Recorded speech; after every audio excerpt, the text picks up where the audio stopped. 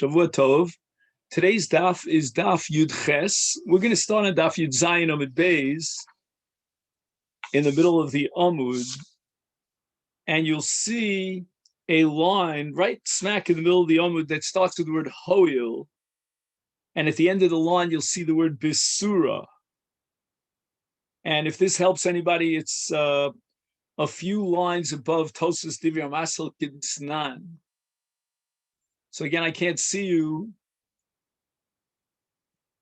but I'm hoping that you have the place. Yud Zayin Amud Beis in the middle of the Amud Bisura, which is the last word in a line, right in the middle.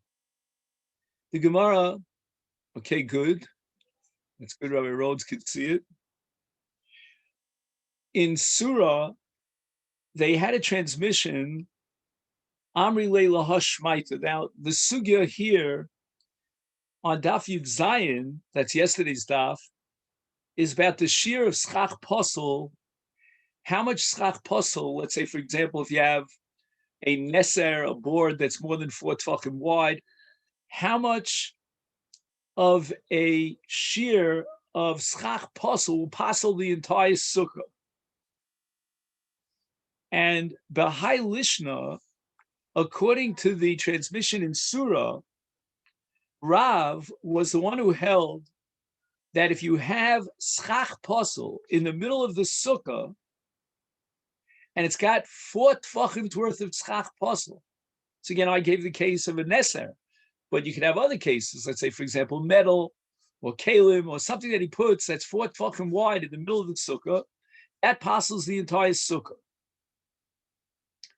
And that's what Rabbah, which is the whole sugya daf Yud Zayin, if you recall, had heard from the Talmidim of Rav in the name of Rav. That's schach posel posel bi'arba tefachim.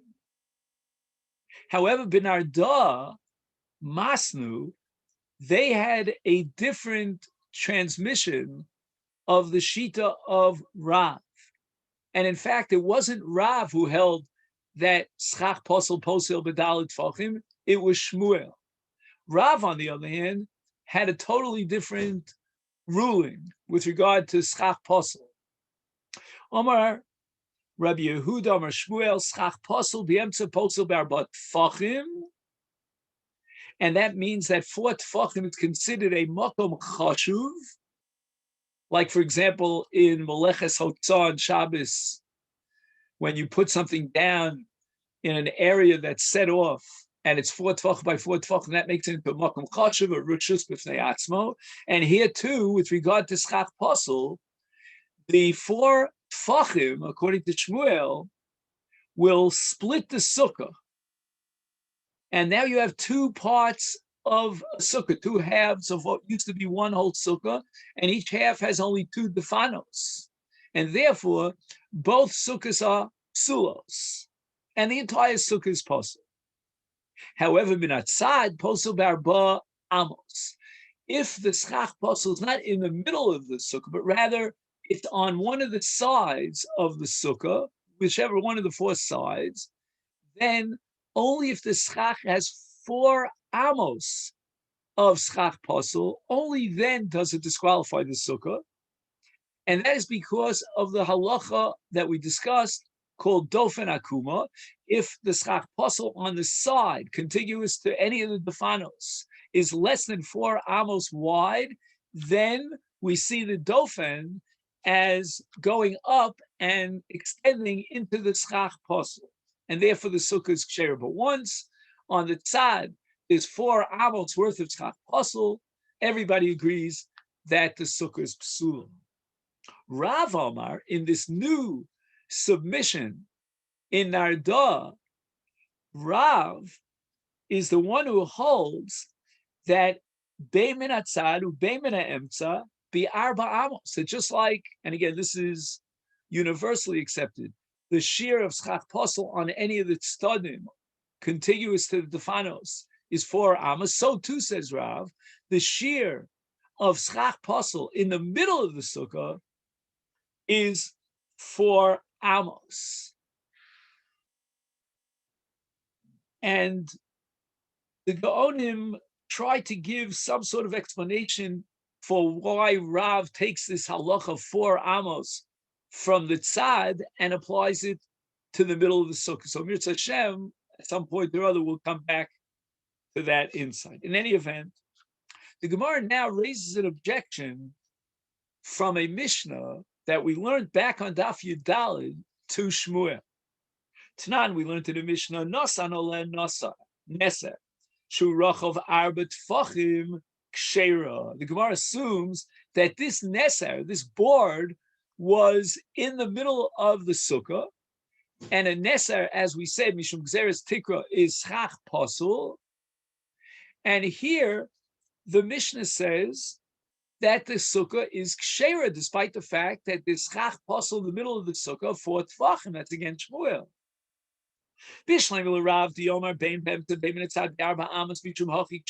I understand how this Mishnah reflects the sheet of Rav. We don't have 4 amos of Schach Pasul, we only have 4 Tfachim of Schach Pasul. Elo l'Shmuel, Shmuel di'omer b'emtza barba amai kshera. If you have Schach Pasul, the size, the width of which is 4 Tfachim according to Shmuel's Pasul, how is he going to reconcile himself with this Mishnah? And the Gemara is going to use this answer over and over again to deflect all the objections against Shmuel. We're talking not about Schach Pasul in the middle of the sukkah, which is chotzeitz, and splits the sukkah into 2, but rather we're talking about Schach Pasul on the sides of the sukkah. And there, even Shmuel agrees that unless you have 4 amos worth of Schach Pasul, sukkah is ksher. Toshma. Now the Gemara is going to ask a kasha on Rav. But again, this is Rav Shita according to the first transmission, that of Surah, that Rav holds that Schach Pasul passes with 4 tefachim. Toshma, we learned in the following brisa, which is going to contradict Rav, shneis dinim. If he places 2 sheets, and sheets are considered Schach Pasul because it's called a davar hamakabel tuma. It's designated for a function, for a purpose, and therefore it has a shem kli. A kli, it's makabel tuma, is therefore disqualified as schach. Now he puts 2 sedinim, mitztarfim. We integrate these 2 sedinim, and that gives us the shear of schach pasul, and the whole sukkah is psula. However, shnei nisarim, if he's got 2 boards and he puts them contiguous one to the other, ein mitztarfin. It doesn't pasul the sukkah based on what we call gzeras tikra. And that means that even if the entire sukkah, the whole wall of the whole roof of the sukkah was schach of these nisarim, this Tana is the Shita Rabbi Yehuda that we had back on Daf Yudalid, who never accepted the Gzeras Tikra, and he never disqualified Nisarim as a Gzera D'Rabbanan. So therefore, the entire roof of his sukkah could be made up of Nisarim. Rabbi Meir Omer, Nisarim Kistinim. Just like in the case of Sedinim, we integrate the 2 Sedinim that he used as Schach over his sukkah. So too, we're going to integrate the 2 Nisarim, and we're going to reflect the sheet of Rabbi Meir now, that Nisarim are Schach Pasul because of the Gzeres Tikra. Bishleim alahach lichna diamara.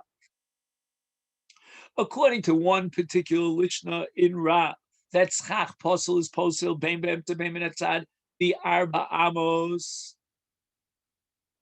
And that was the tradition in Nahar Da. Now we can understand this brisa reflecting the sheet of Rabbi Meir. My mitztarfin li Arba Amos. If you have enough nisarim, such that when you add them together, you get a width of schach pasul of nisarim of 4 amos. Therefore, according to Rabbi Meir, who holds that nisarim are schach pasul, we begin to understand Rabbi Meir's point in this brisa of nisarim kistina, that we have now, all told, 4 amos worth of schach pasul. And that, according to Rav, is going to pasul the sukkah. According to the girsa that we had in our dog, the Omar Rav holds the emtza barbat fachim. It's only going to passel the sukkah fiyaschach passel in the middle of the sukkah for tfachim. Is hechi dummy? How are we going to learn this brisa? The Gemara has a kind of mimanavchach now. If we're going to assume that each one of these Nisarim has 4 tfachim, and we're going according to Rabbi Meir, who holds that Nisarim is chach pasul, is lamalil it's tarufe. Why does Rabbi Meir insist that we integrate the 2 Nisarim? Forget about the 2 Nisarim. Each Neser is chach pasul. And 4 tfachim's worth of schach pasul in the middle of the sukkah, according to this second lishna in Rav, pasels the sukkah, so you don't need tziruf here. You have no choice but to assume by process of elimination, either lesbehu arba, that none of these nisarim have 4 tfachim. So the question now is, if the nisarim don't have 4 tfachim, it's chach kosher. Kanyo bi'almaninu. These are like thin strips of wood which grow from the ground, and they're not makabel tumah because it doesn't have a shem kli, as we discussed at great length. It's not something that the manufacturers of roofs would sell you such a small slat of wood to put on your roof. So how do we understand this brisa of Rabbi Meir? The Olam, says the Gemara, as an answer to Islam, this arba tfachim, it has 4 tfachim, so why do we need tziruf? Umay mitztarfim li'arba amos min hatzad. Not the way we thought when we asked this question, that we need the tziruf nisarim because the nisarim are in the middle of the sukkah, but rather we're talking about nisarim boards, wooden boards that were placed on the outer periphery of the sukkah, meaning towards the defanos. And in this case, they wouldn't passel unless they were arba amos. Now we have, let's say, one neser that's 2 amos, another neser that's another 2 amos, and Rabbi Meir applies the principle of tziruf. Once he has tziruf, he's got 4 amos worth of nesarim, which l'shitaso, according to Rabbi Meir, is chach pasul, and that undermines the possibility of dofen akuma, because dofen akuma will not apply to schach pasul that's 4 amos wide, and hence the sukkah is toshma. Now the Gemara is going to raise an objection to those who maintain that schach pasul be'emtza bi'arba tfachim. And now we have a brisa, and again, this brisa will be a question, an objection to the shita of Rav according to Surah and according to Shmuel in the second Lishna, that they say that the shir of schach pasul in the middle of the sukkah is 4 tfachim.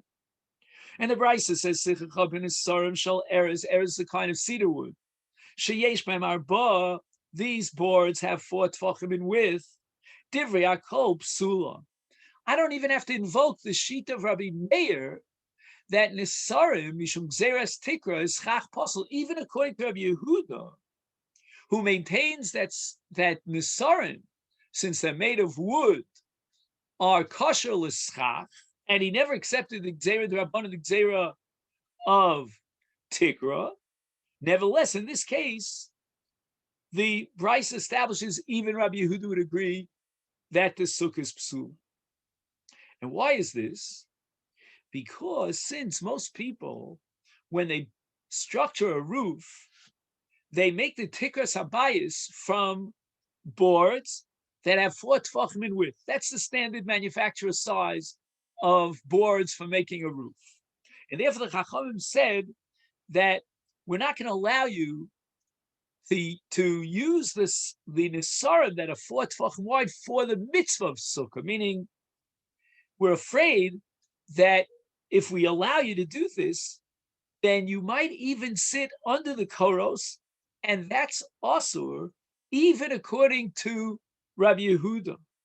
But ein bohem arba tefachim, if they don't have 4 tefachim, Rabbi Meir posel, for Rabbi Yehuda machshir.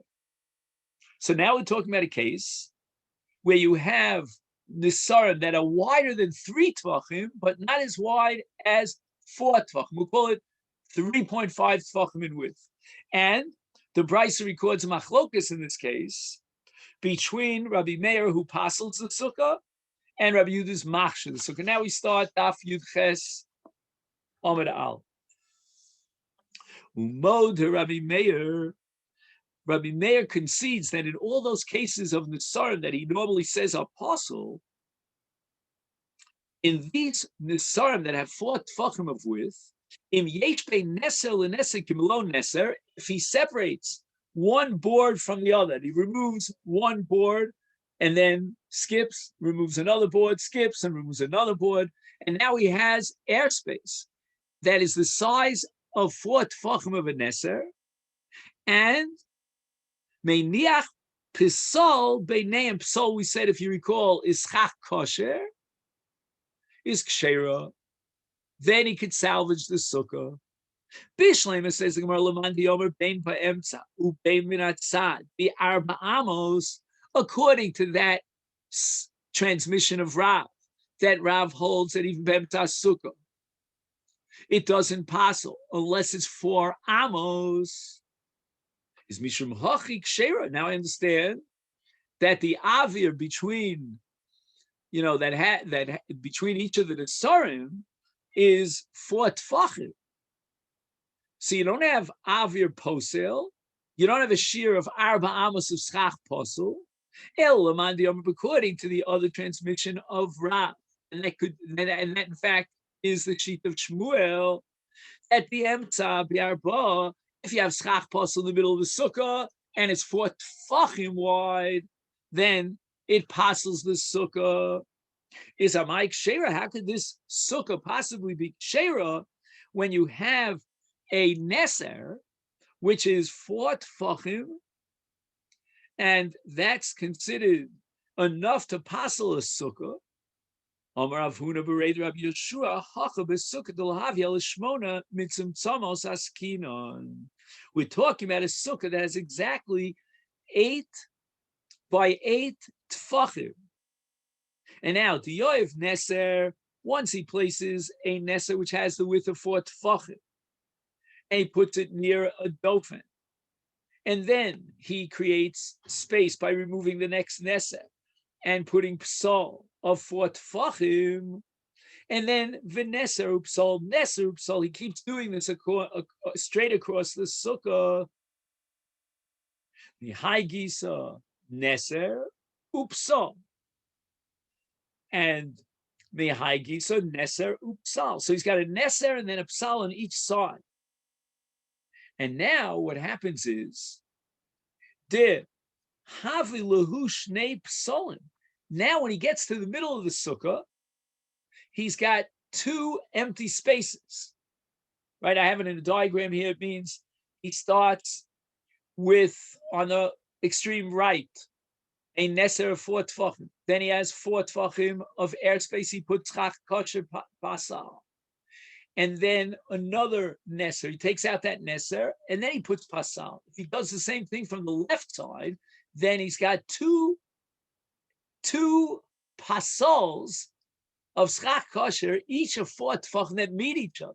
So he's got 8 tfachim of schach kosher in the middle of his sukkah. Is therefore ike hechsher sukkah b'emtza. He now has a shear of 8 tfachim of a sukkah b'emtza. Again, the sukkah is kshera because that 8 tfachim of schach kosher, he cannot eat his meal or go to sleep under the neser because that's schach posel, but he's fine under the pasel, under the schach. Now, at this point, the Gemara shifts a little bit its topic in the sugya, and we're going to talk about avir, empty airspace. He didn't put any schach at that point. Amar Abaye, avir shlosha, if he's got 3 tfachim of avir without any schach on it, besukha gedola miato, he can salvage the sukkah as a sukkah kshera if it's a sukkah gedola. And what does that mean? That since he has a sukkah gedola, he has enough schach on his sukkah to cover a space of Zion Tfachim, even if you subtract the Avir. Forget about the Avir. Okay, so the Avir doesn't count as part of the sukkah. Miato, bein bekonim, bein beshipudim, havi mute. And Abaye holds that you can fill in that space of 3 tfachim of Avir with either schach kosher or even with schach posel. And the sukkah is kshera, because Abaye's shita is that schach posel and Avir joined together, that's called siruf. And if each one of them doesn't have a shear in and of itself to posel, then we have a principle called, this is early in the sugya on Daf Yud Zayin, Dvarim she'ein shi'urim shaveh eino mitzaref. You're not mitzarev 2 things that have a different shear. The shear of Avir for posseling a sukkah is 3 tfachim. The shear for schach posel is 4 tfachim. Each one has its own shear, and therefore we're not mitzaref. So that now, when we put the shipudim inside the Avir of 3 tfachim, we now no longer have Avir 3 tfachim, even though you accomplish that goal through schach posel. Shipudim is schach posel, davar makabel tumah, it's not gidulim in oretz. And the paradox here is that he could salvage the sukkah by putting schach posel over the Avir. Whoever heard such a thing? But the answer is that the shear of schach posel is 4 tfachim, and the shear of Avir is 3 tfachim. And there's no tziyuf. That's all with regard to a sukkah gedol. However, now Abai addresses the case of a sukkah that has only 7 tfachim by 7 tfachim. That's called a sukkah kana. Then bekonim havimiyut. The only way that he could reduce the 3 tfachim of Avir and be machshir his sukkah is only with schach kosher, which is called kanim, reeds, right? But b'shipudim lo avimiyut. That would not serve as mute. Now again, even though you don't have an Avir 3 tfachim, so you don't have the shear of Avir to passel your sukkah, you don't have schach posel of 4 tfachim, because you only have these shipudim. Nevertheless, we have now 3 tfachim that don't have a shear of sukkah, of hechsher sukkah. Why? Because in that, what used to be pure Avir, which now is Avir plus shipudim, there's no schach kosher. And Abaye holds that in such a case, 3 tfachim in a small sukkah that is 7 tfachim, that 3 tfachim is not batel, and it's considered as if the shear of sukkah is lacking. It's chaser, and therefore the sukkah is psul. Now the Gemara qualifies. Hani mili, that which we said, that if there's a case of schach with Avir that's less than 3 tfachim, the sukkah is a sukkah kshera. That's only minat sad. That's only if the airspace is on the side of the sukkah. And then we could apply the principle of dofen akuma, and we could keilu cover that Avir. Avil be'emtza. However, with regard to shlosha tfachim of Avir, I'm sorry, less than shlosha tfachim, in the middle of the sukkah, here we have a machlokes amoron. Pligiba Rav Acha v'Ravina. We're not sure who holds what, but Chad Omer, according to one opinion, yesh lavud be'emtza. If the Avir is less than 3 tfachim, then we can close up that Avir through the Halacha Moshe Sinai of Lavud, which applies to be so same any area that's less than 3 tfachim. V'chad Omar ein Lavud ba'emtza. The sukkah is psula because we cannot apply the principle of Lavud to the middle of the sukkah. Because the middle of the sukkah, if there's avir there, then it divides the sukkah in half. And each one of those 2 halves of the sukkah has only 2 defanos. And there's no Lavud ba'emtza. My time of demand the over yesh Lavud ba'emtza. And the Gemara is going to go through now analyzing both shitas where there is Lavud ba'emtza. According to one man the Omer, he has a source from which he derives that there's Lavud ba'emtza. This Sanya we learned in a Brisa. Now we're going to Erevin, and we have a Mavui where many chatzeros spill into a common Mavui, a street that takes you out into the Rishus Harab. And to be matir tiltul in a Mavui for the Bnei Chatzer, you need what's called a Korah. Now, what happens if you have a Korah that starts on, let's say, the right side of the entranceway into the Mavui, but only reaches a little bit less than halfway to the middle? Now he puts up another Korah, starting from the left side, and there's airspace between the 2 Korahs.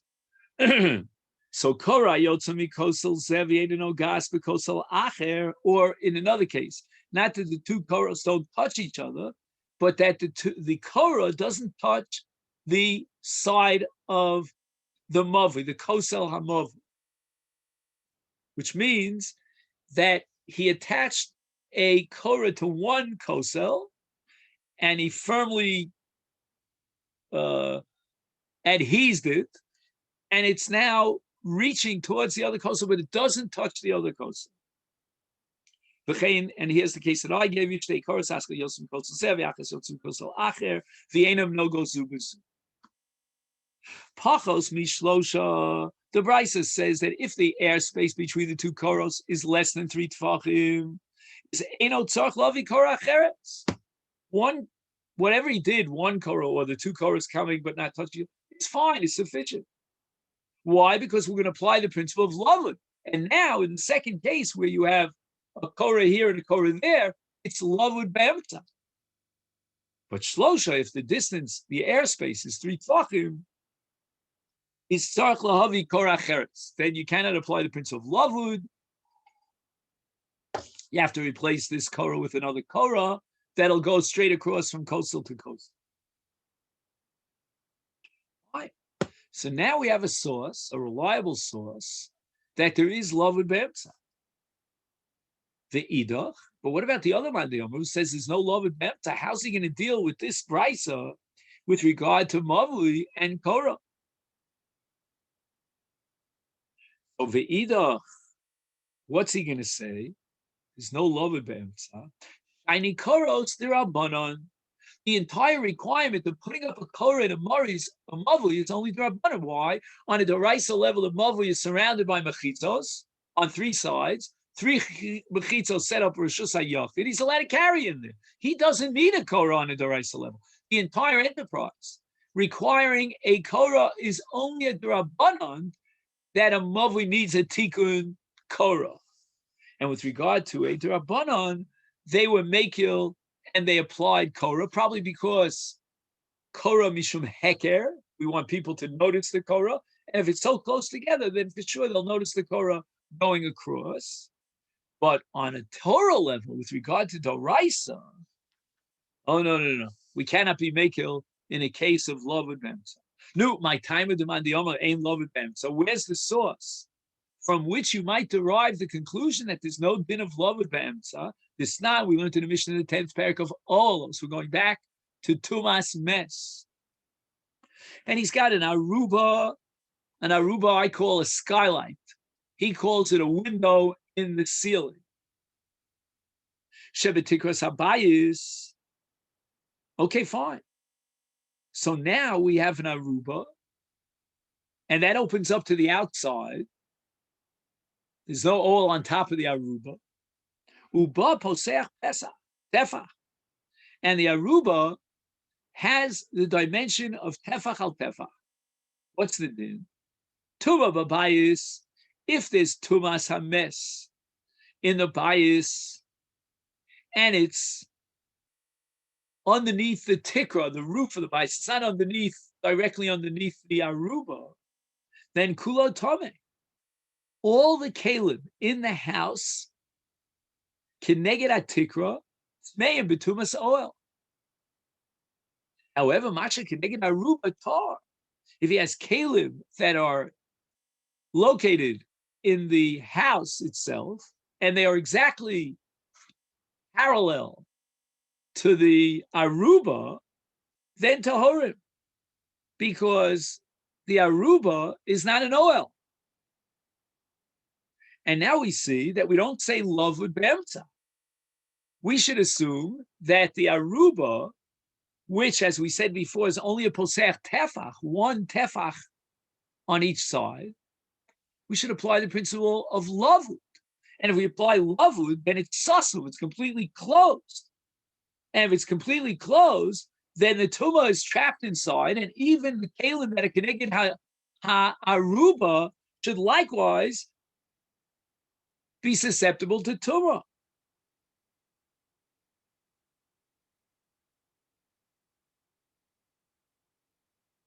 Then the Mishnah continues and says, Tumah keneged aruba, kol habayis kulo tar.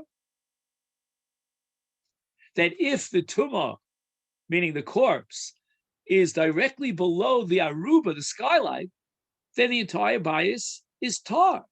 All the kalim in the bayis are tar. Because there's nothing being mahil ala tumah. What's being mahil ala tumah? An open skylight. Also, says the Mishnah, ein the aruba poseach tefach.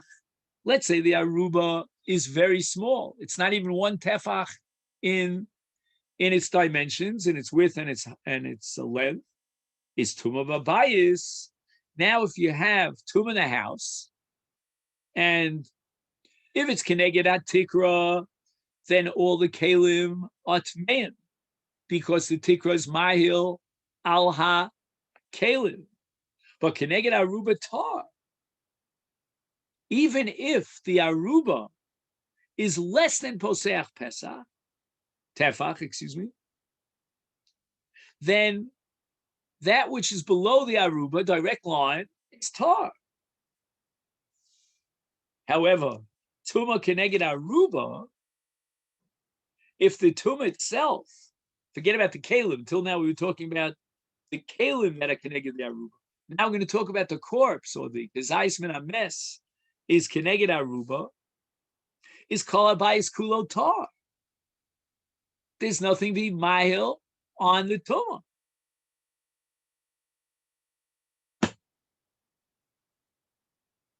Why not apply love? Apparently, we don't apply love with b'emtza. The idach, and according to the other man who says we do apply love with b'emtza. So why is kol habayis kulo tar? It's sasu. It's ma'il al hames. Shiny hilchas tumah dahachi gmirale. The laws of tumah beat to its own dream, to our own drum, and that's called halach l'Moshe Sinai. And halach l'Moshe Sinai tells us that there's no love with be'emtza in order to set up an oil to be ma'il al hames, and that all the kalim in the bayis should be tmeim. We don't have a halach like that. On the contrary, we have the opposite halacha, that with regard to tumah, in terms of olos, there's no lavud be'emtza. Dorash Rabbi Yehuda Bar Ilai. We're going back to the halacha of dofen akuma. Bayis shenifchas, the gag falls down in the middle of the sukkah. V'sichech al gabav, and in the place where the schach fell down, he put schach on top of it. Kshera. Why? We're going to apply the principle of dofen akuma, and we're considering that the tikra, the roof of this house, is an extension of the dofen. Amalafada Rabbi Shmuel, Rabbi Yossi, Rabbi Pirish, please explain to me what you have in mind. Are you going to tell me in all cases a bayis nifchas ba'emtza is kshera? All you have to do is put schach on top of it? But rather, kach piresh abba. This is what I heard from my father Rabbi Yossi in interpreting the statement of Rabbi Yehuda Bar Ilai. Is, again, here you have to add a few words to the Gemara. If the schach was distant from the defanos, arba amos, more than arba amos, psula. You cannot apply the principle of dofen akum. Pachos me arba amos, kshera. So that when Rabbi Yehuda Bar Ilai presented his ruling that even though it's a bayis nifchas, he can still be machshir the sukkah, that's in a case where there's no 4 amos distance from the dofen, and therefore we could apply the principle of dofen akuma. Here's another hora of Rabbi Yehuda Bar Ilai, and again Rabbi Yishmael is going to try to interpret it because it was unclear. Darash Rabbi Yehuda Bar Ilai avruma. This is already the kashrus of fish, and I don't know if you gentlemen eat OU tuna fish, canned tuna fish. If you do, then the sauce for that is right here, tucked away in Sukka Daf Yudches. And that's called rove. I'm sure you're aware of this. There are 18 species of tuna, 4 of which are kosher. And the fishermen go out with these gigantic nets to fish the tuna. How do I know that this tuna, they're not going to check through every fish. They send it to the manufacturing plant and whatever they do with the fish till it's canned. How do I know? They're by far outnumbered by non-kosher tuna. So it really depends upon where you're fishing, as you'll see here. Darash Rabbi Yehuda Bar Ilai avruma. Again, it's probably sardines, very small fish. Sharia, you're allowed to eat it. And we're not afraid that maybe what got mixed in there were any types of trutzim and non-kosher fish. Rebbe Piresh, explain it to me. You can't tell me that in all places that I go fishing, I can fish these small fish and it's mutter. There are plenty of places where there's a massive amount of non-kosher fish. Kach Amar Abba, this is what I heard from my father Rabbi Yossi about the Avruma. Shel Makom Ploni Asura. Shel Makom Plonis Muteres. It all depends. There's certain rivers or bodies of water where they don't have so much of these non-kosher fish. There are other bodies of water where these kind of dugim, tmeim, trutzim, they love to inhabit those waters. And therefore, if you get an avruma, then for sure you have to assume based on rove that it's asur. But when the OU is giving a hechsher on tuna fish, they have to know they're in those rivers where most of the fishes, of the tuna fishes that swim in that particular area are kosher species, and they're going to lie in row. Again, another case of small fish. The Bav Nara in a certain river called Bav, the famous Bav River, Sharia.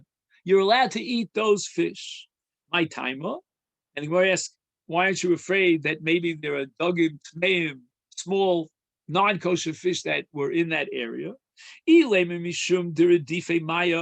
to tell me because Bav is a rapid current river. Came into Leslie Chut Hashidra. The non-kosher fish did not have a spinal column. Lo Motzi Koyim. They can't live in such a river because what happens is that the water is just, they're so rapid and so powerful that they carry it away. It's just not true. For Kachazino de Koy, we see that non-kosher fish can survive even in those rivers that have rapid water, waves and waves of fast water. Elo, you're going to have to offer another explanation, because the water in Bav is salty. For high dag tummy, even the less like kilfi, it doesn't have, the two simonim of a kosher fish. Got to be kashkashim, which are scales, and has to have snapirim, which are fins. And a non-kosher fish does not have scales. And lomotzi koi, they can't seem to swim and exist in very salty water. I Googled it. And there are plenty of dagim tmeim even in very salty water. Ella, we have to assume about Bav. Why is it of Chash that in Bav there's a mixture of dagim tmeim? Mishum below marbe tinaihu. And there's no afar or otherwise tit in the Nar Bav, and therefore it cannot grow dag tummy. Dag tummy does not find its habitat if there's not enough tit. Here I'll read to you a footnote.